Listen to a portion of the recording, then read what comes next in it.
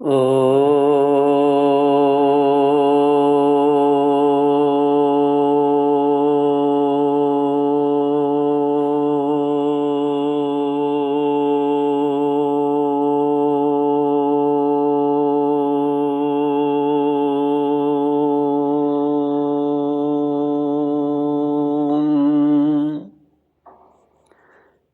गुरु चरण कमलेभ्यो नमः। ओम गणेशाय नमः। सरस्वत्यै नमः। श्रीमद् भागवत भगवान की जय। श्री कृष्ण गोविंद हरि मुरारी, हे नाथ नारायण वासुदेव। ओम नमो भगवते वासुदेवाय। ओम नमो भगवते वासुदेवाय। श्री कृष्ण गोविंद हरि मुरारी, हे नाथ नारायण वासुदेव। कृष्णाय वासुदेवाय हरये परमात्मने प्रणतक्लेशनाशाय गोविन्दाय नमो नमः। सच्चिदानन्दरूपाय विश्वोत्पत्त्यादिहेतवे तापत्रयविनाशाय श्रीकृष्णाय वयं नमः। सच्चित आनंद स्वरूप परमात्मा जो सृष्टि के उत्पत्ति, पालन और संहार करता है तथा जीवों के आध्यात्मिक, आदि दैविक, आदि भौतिक तापों को नष्ट करने वाले हैं, अर्थात जीवों के मानसिक, शारीरिक और भौतिक दुखों को दूर करने वाले हैं, उन श्री कृष्ण भगवान को हम नमस्कार करते हैं। श्री कृष्ण गोविंद हरि मुरारी, हे नाथ नारायण वासुदेव। श्रीमद् भागवत द्वादश स्कंध द्वितीयोऽध्यायः। श्री शुक उवाच ततश्चानुदिनं धर्मः सत्यं शौचं क्षमा दया कालेन बलिना राजन् नक्ष्यन्त्यायुर्बलं स्मृति वित्तमेव कलो नृणां जन्माचार गुणोदयः धर्मन्याय व्यवस्थायां कारणं बलमेव हि। 12वां स्कंध द्वितीय अध्याय कलयुग के धर्म। श्री सुखदेव जी कहते हैं, परीक्षित, समय बड़ा बलवान है। ज्यों ज्यों घोर कलयुग आता जाएगा त्यों त्यों उत्तरोत्तर धर्म, सत्य, पवित्रता, क्षमा, दया, आयु, बल और स्मरण शक्ति का लोप होता जाएगा। कलयुग में जिसके पास धन होगा उसी को लोग कुलीन, सदाचारी और सद्गुणी मानेंगे।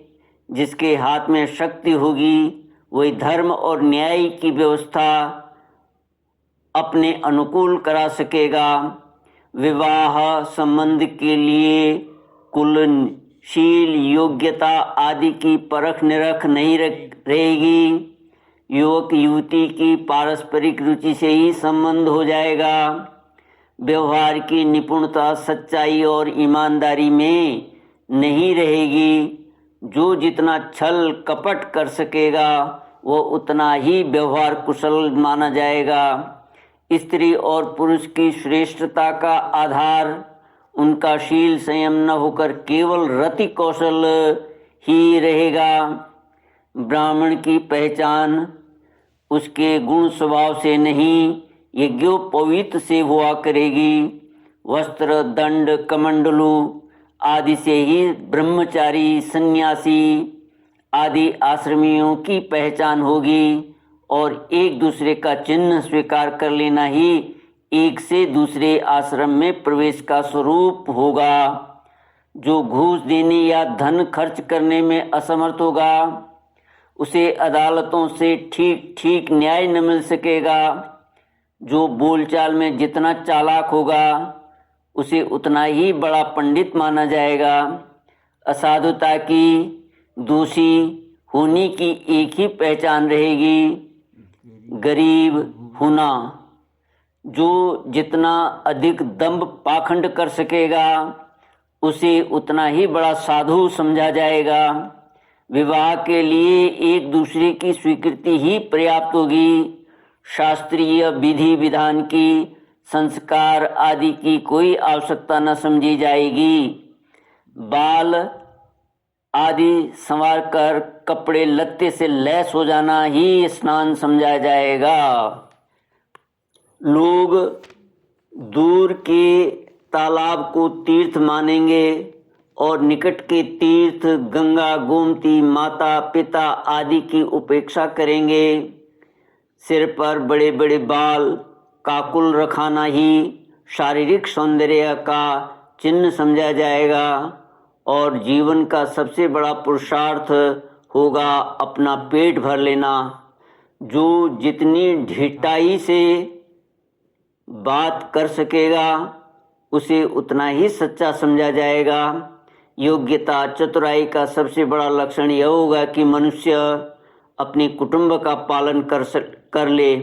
धर्म का सेवन यश के लिए किया जाएगा। इस प्रकार जब सारी पृथ्वी पर दुष्टों का बोलबाला हो जाएगा तब राजा होने का कोई नियम न रहेगा।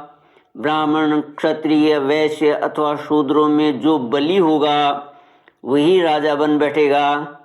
उस समय के नीच राजा अत्यंत निर्दय एवं क्रूर होंगे।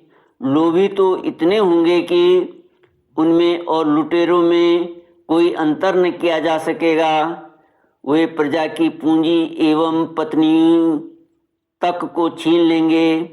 उनसे डरकर प्रजा पहाड़ों और जंगलों में भाग जाएगी। उस समय प्रजा तरह तरह के शाख, कंद मूल, मांस, मधु, फल फूल और बीज, गुठली आदि खा खा कर अपना पेट भरेगी। कभी वर्षा न होगी, सूखा पड़ जाएगा, तो कभी कर पर कर लगाए जाएंगे। कभी कड़ाके की सर्दी पड़ेगी तो कभी पाला पड़ेगा। कभी आंधी चलेगी, कभी गर्मी पड़ेगी तो कभी बाढ़ आ जाएगी। इन उत्पातों से तथा आपस के संघर्ष से प्रजा अत्यंत पीड़ित होगी, नष्ट हो जाएगी। लोग भूख, प्यास तथा नाना प्रकार की चिंताओं से दुखी होंगे। रोगों से तो उन्हें छुटकारा ही न मिलेगा। कलयुग में मनुष्यों की परमायु केवल 20 या 30 वर्ष की होगी। श्री कृष्ण गोविंद हरे मुरारी, हे नाथ नारायण वासुदेव। श्री सुखदेव जी कहते हैं, परीक्षित, कलिकाल के दोष से प्राणियों के शरीर छोटे छोटे, क्षीण और रोगग्रस्त होने लगेंगे। वर्ण और आश्रमों का धर्म बतलाने वाला वेद मार्ग नष्ट प्राय हो जाएगा। धर्म में पाखंड की प्रधानता हो जाएगी। राजे महाराजे डाकू लुटेरों के समान हो जाएंगे। मनुष्य चोरी, झूठ तथा निरपराध हिंसा आदि नाना प्रकार के कुकर्मों से जीविका चलाने लगेंगे। चारों वर्णों के लोग शूद्रों के समान हो जाएंगे। गौएं बकरियों की तरह छोटी छोटी और कम दूध देने वाली हो जाएंगी। वानप्रस्थी और सन्यासी आदि विरक्त आश्रम वाले भी घर गृहस्थी जुटाकर गृहस्थों का सा व्यवहार करने लगेंगे। जिनसे वैवाहिक संबंध है उन्हीं को अपना संबंधी माना जाएगा। धान, जौ, गेहूं आदि धान्यों के पौधे छोटे छोटे होने लगेंगे। वृक्षों में अधिकांश शमी के समान छोटे और कंटीले वृक्ष ही रह जाएंगे। बादलों में बिजली तो बहुत चमकेगी, परंतु वर्षा कम होगी। गृहस्थों के घर अतिथि सत्कार या वेद ध्वनि से रहित होने के कारण अथवा जनसंख्या घट जाने के कारण सूने सूने हो जाएंगे। परीक्षित, अधिक क्या कहें, कलयुग का अंत होते होते मनुष्यों का स्वभाव गधों जैसा दुस्सह बन जाएगा। लोग प्रायः गृहस्थी का भार ढोने वाले और विषयी हो जाएंगे। ऐसी स्थिति में धर्म की रक्षा करने के लिए सत्व गुण स्वीकार करके स्वयं भगवान अवतार ग्रहण करेंगे। भगवान श्री सुखदेव कहते हैं, प्रिय परीक्षित, सर्वव्यापक भगवान विष्णु सर्वशक्तिमान हैं। वे सर्वस्वरूप होने पर भी चराचर जगत के सच्चे शिक्षक सद्गुरु हैं। वे साधु सज्जन पुरुषों के धर्म की रक्षा के लिए उनके कर्म का बंधन काटकर उन्हें जन्म मृत्यु के चक्र से छुड़ाने के लिए अवतार ग्रहण करते हैं। उन दिनों संभल ग्राम में विष्णु यश नाम के एक श्रेष्ठ ब्राह्मण होंगे। उनका हृदय बड़ा उदार एवं भगवत भक्ति से पूर्ण होगा। उन्हीं के घर कल के भगवान अवतार ग्रहण करेंगे। श्री भगवान ही अष्ट सिद्धियों के और समस्त सद्गुणों के एकमात्र आश्रय हैं।